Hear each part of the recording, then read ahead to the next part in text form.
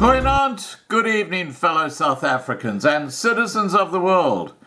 And this is a video really aimed at tradies or tradesmen. In Australia we call them tradies. And Australia is making it easier for tradies to get into Australia.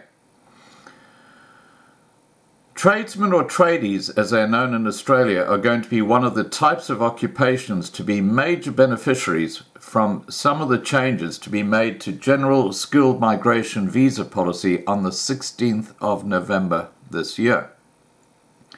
3 weeks of consultations in South Africa have made it abundantly clear that it will be easier for tradies to qualify for state-sponsored regional work to residence visas in Australia. On the 16th of November, the Australian government will introduce a new General Skilled Migration Visa called the Subclass 491 Visa. It replaces the 489 visa and is essentially a state-sponsored provisional regional visa that does not require one to have a job offer. It's not a permanent residence visa, but leads to permanent residence when you satisfy the conditions of the 491 visa. It is essentially a work-to-residence visa where one is sponsored by a state government as opposed to an employer. One needs to score 65 points for a general skilled migration visa, and it has traditionally been difficult for tradesmen to reach the score. That our analysis suggests will change in November. That's principally because their qualifications, unlike degrees, are only worth 10 points and not 15, and also because the English language test is academic in nature and not technical, and most of the tradesmen are blessed with technical expertise. The point being, we all have different strengths.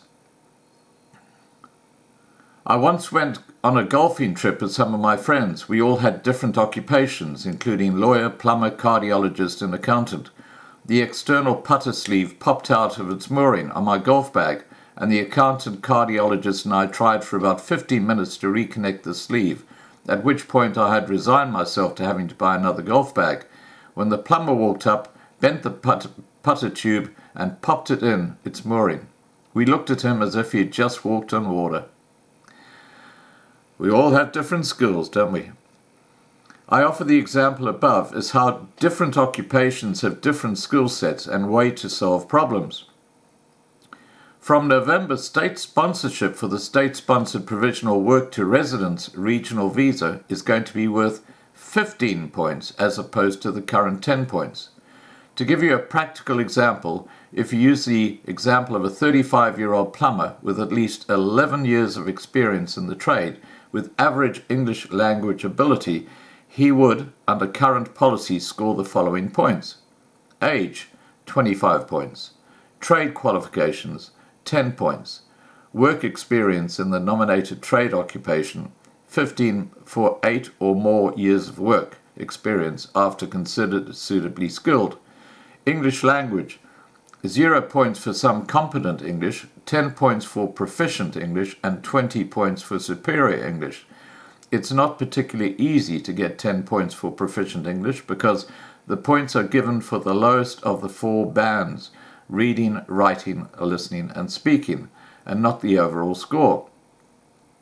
State sponsorship support, 10 points for the state-sponsored provisional regional visa. So the total potential score is 60 points, which is 5 short of the current pass mark of 65 required to secure the visa. Unless the electrician obtains 10 points for the English language ability, a high bar which most cannot achieve, it is not that common for tradesmen to reach the score because of the reasons mentioned above. From November of this year, however, state sponsorship for this type of visa is worth 15 points and not 10, which means that our electrician could still obtain 0 points for English language but reach the threshold of 65 points. Australia is looking for tradies, and that's why their occupations appear on so many of the state government occupation wish lists. It's just until now the government hasn't been able to draft an immigration policy capable of providing them with a pathway to residence. The biggest benefit of a general skilled migration visa is that it gives the holder full work rights as well as his spouse or partner if he has one, and children can attend government schools without paying international student fees. With fewer employers wanting to sponsor workers for work visas, the general skilled migration visa greatly improves employability. Tradesmen only have to search on recruitment-related websites such as seek.com.au to see the vast number of jobs available for tradies. The chicken and the egg still exists. No work visa, no job, but no job without the visa. Most employers and recruiters want applicants to have visas with work rights, such as general skilled migration visas. This can really only be broken by being prepared to travel to Australia and stay till that one employer is willing to play the visa game.